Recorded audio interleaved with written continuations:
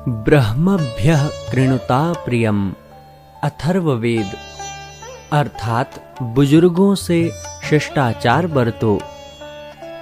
जो बड़ों का मान नहीं करते वे उन्नति नहीं करते। पंडित श्री राम शर्मा आचार्य।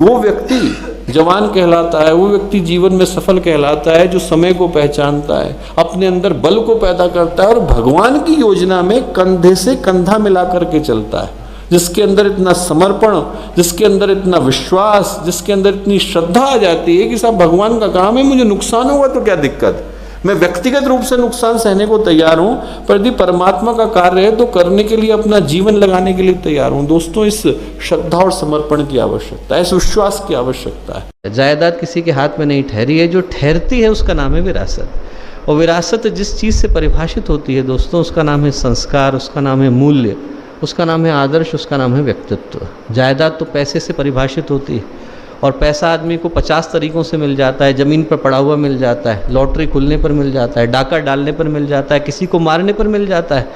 पर व्यक्तित्व आदमी अपनी कीमत से अर्जित करता है। जायदाद एक बार चली जाए तो चिंता की बात नहीं है, दोबारा खड़ी हो जाती। चंद्रगुप्त के पास नहीं थी, विक्रमादित्य के पास नहीं थी, शिवाजी के पास नहीं थी। उनने अपने व्यक्तित्व के दम पर, व्यक्तित्व की कीमत पर उसको अर्जित करके दिखाया। जायदाद चली जाए तो दिक्कत की बात नहीं है, पर यदि विरासत चली जाती है तो देश की जो रीढ़ की हड्डी है, संस्कृति की जो आधारशिला है, वो पूरी तरह से दरक जाती है, खत्म हो जाती है। खड़ा कर पाना उसको संभव नहीं होता। गायत्री, सावित्री, सरस्वती, ये माँ गायत्री की ही 3 शक्तियाँ हैं जो माँ गायत्री ने अपने मंत्र के अंदर भर्गो देवस्य धीमहि के रूप में धारण कर लिया है। उस मंत्र का एक एक शब्द एक एक ब्रह्मांड को जन्म देता है।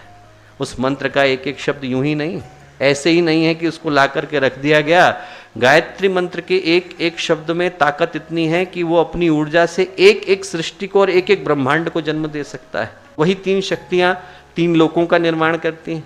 वही 3 शक्तियाँ वेदत्रयी कहलाती हैं। वही 3 शक्तियाँ अ, उ और म के रूप में ओमकार की 3 मात्राएं बन जाती हैं। वही 3 शक्तियां भू भुवा स्वह के रूप में गायत्री मंत्र की व्राहृतियां बन जाती हैं। वही 3 शक्तियां माँ गायत्री की त्रिपदा कहलाती हैं। शक्तियां वही हैं, पर वो 3 मिलकर के इस पूरी सृष्टि का निर्माण, पालन, पोषण, संहार, ये सारे दायित्वों को संभालती हैं। वो एक ही माँ गायत्री की शक्तियां हैं। जब स्वयं भगवान सृष्टि का निर्माण कर रहे हैं तो किस शक्ति को पुकार रहे हैं? गायत्री को पुकार रहे हैं।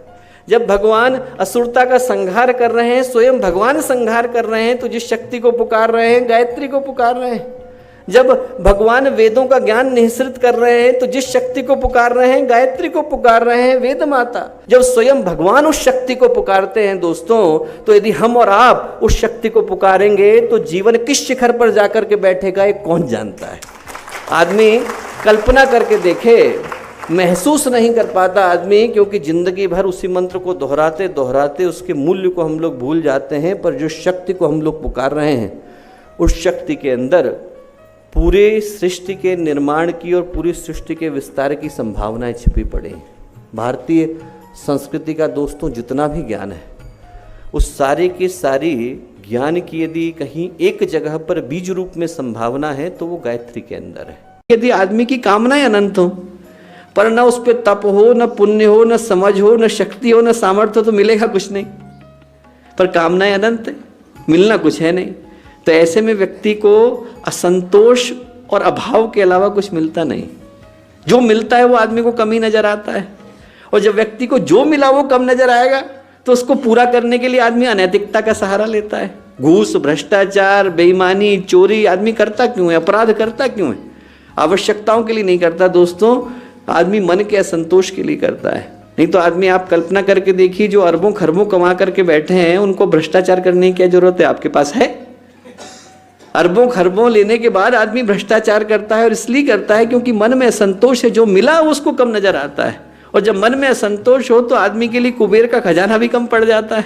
गुरुदेव ने कहा कि बेटा, जो लोग लोक सेवी बन करके आए हैं, प्रज्ञा पुत्र बन करके आए हैं, सृजन सैनिक बन करके आए हैं, जिनने यहाँ पर जन्म लिया है, जिनको हमने बुलाया है, और जो भी गायत्री परिवार का हिस्सा है, उनका संबंध इस गुरुदेव की योजना के साथ कैसा है? गुरुदेव ने कहा जैसा नवविवाहिता वधू का होता है। बोले जो बहू होती है, जो दुल्हन होती है, वो शादी के समय डोली पर चढ़ के आती है और फिर अर्थी पर वहां से जाती है। बोले बीच का रास्ता हम लोगों को देखने की आवश्यकता नहीं। बोले बेटा, तुम लोग डोली पर चढ़ करके आए हो, अर्थी पर जाने से पहले मत सोचना, ये समय वही सिद्ध करने का है। लोकमानस की भावनाओं को बदलने के लिए, धर्म तंत्र को फिर से जीवित करने के लिए, जनमानस के अंदर उत्कृष्टता के भाव को अनुप्राणित करने के लिए देवालय, गायत्री परिवार का एक एक संगठन इसी भावना के साथ स्थापित किया गया है। इसलिए नहीं है कि वहां पर हम बिल्डिंग बना करके बैठ जाएं। हम लोग कोई भूमाफिया थोड़ी है कि बिल्डिंग पर कब्जा करके बैठ जाएंगे, हमारा उद्देश्य नहीं। इसलिए भी देवालय नहीं है कि वहां पर माँ गायत्री की प्रतिमा स्थापित हो जाए, हम लोग वहां पर श्रृंगार करें, आरती करें, भोग चढ़ाएं और अपने अपने घरों को जाएं। इसलिए गायत्री परिवार के देवालय नहीं।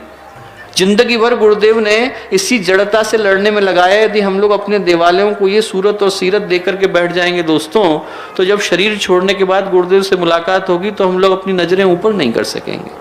जो देना जानता है वो देवता बन जाता है। वो देवता थोड़ी है जो सीरियलों में दिखाते हैं कि बादलों के ऊपर बैठे हुए हैं, अप्सराओं का नृत्य देख रहे हैं, वो देवता नहीं है। देवता वो है जिनके शरीर तो हमारे जैसे हैं, पर उनकी भावनाएं बदल गई, चिंतन बदल गए, उनकी चेतना बदल गई, उनका व्यक्तित्व बदल गया, उनके दृष्टिकोण बदल गया। आदमी ऊंचा सोचता है, अच्छा करता है, उसकी भावनाएं अच्छी होती है। जिसकी भावनाएं अच्छी होती है, जिसका चिंतन अच्छा होता है, जिसका व्यक्तित्व परिमार्जित होता है, वो देवता बन जाता है। भगवान के दर्शन का सौभाग्य बहुतों को मिलता है, पर उनका अपना बन पाने का अवसर कम को मिल पाता है। न जाने कितने होंगे जिनने देवर्षि नारद को देखा होगा, पर ध्रुव, प्रहलाद, उपमन्यु तो कुछ ही बन पाए। न जाने कितने होंगे जिनने भगवान राम को देखा होगा, पर शबरी, केवट, जटायु, नल, नील, जामवंत तो कम ही बन पाए। न जाने कितने होंगे जिनने भगवान बुद्ध के प्रवचनों को सुना होगा, पर आनंद, मक्खली, गौशाला, आम्रपाली तो कम ही बन पाए। ट्रांसफार्मर के पास हम जाएं और उसकी पूजा करके लौट आए तो लाभ नहीं है, उससे तार जोड़ करके आए तो लाभ है, तब जीवन में बिजली आ पाती है। हम लोग इस युग के ट्रांसफार्मर के पास बैठे हैं, इस युग के उस चिंतक के पास बैठे हैं जिनकी चेतना का एक कण भी किसी के जीवन में जाता है तो उसके अंदर समग्र परिवर्तन को करके आता है। हर व्यक्ति आज की तारीख में बदलाव चाहता है, हर व्यक्ति परिवर्तन चाहता है। जिसके पास जो है उससे वो सुखी नहीं है, संतुष्ट नहीं है, उसको बदलना चाहता है। घर है तो घर को बदलना चाहता है, परिवार है परिवार को बदलना चाहता है, फोन है फोन को बदलना चाहता है, गाड़ी है गाड़ी को बदलना चाहता है। आप उसे जो दे दीजिए उससे वो थोड़े समय में बोर हो जाएगा, उसको बदलना चाहता है, हर चीज़ को बदलना चाहता है। मजेदार बात है कि जो हमारे हाथ में नहीं है उसको हर कोई बदलना चाहता है। परिस्थितियाँ हमारे हाथ में नहीं है, उनको हर कोई बदलना चाहता है, और जो हमारे हाथ में है मनस्थिति, उसको कोई नहीं बदलना चाहता, उसकी तरफ किसी की दृष्टि नहीं जाती। जिसको हम बदल सकते हैं वो है हमारा दृष्टिकोण, जिसको हम बदल सकते हैं वो हमारा नजरिया, जिसको हम बदल सकते हैं वो है हमारा सोचने का तरीका। पूरी दुनिया जहान के कांटों को निकालना हमारे हाथ में नहीं है, अपने जूतों को मजबूत कर लेना हमारे हाथ में है। पूरी दुनिया जहान की बारिश को रोक पाना हमारे हाथ में नहीं है, पर अपने छाते को लगा लेना हमारे हाथ में है। दुनिया जहान की समस्याओं को हटा लेना हमारे हाथ में नहीं है, अपने दृष्टिकोण को बदल लेना हमारे हाथ में है।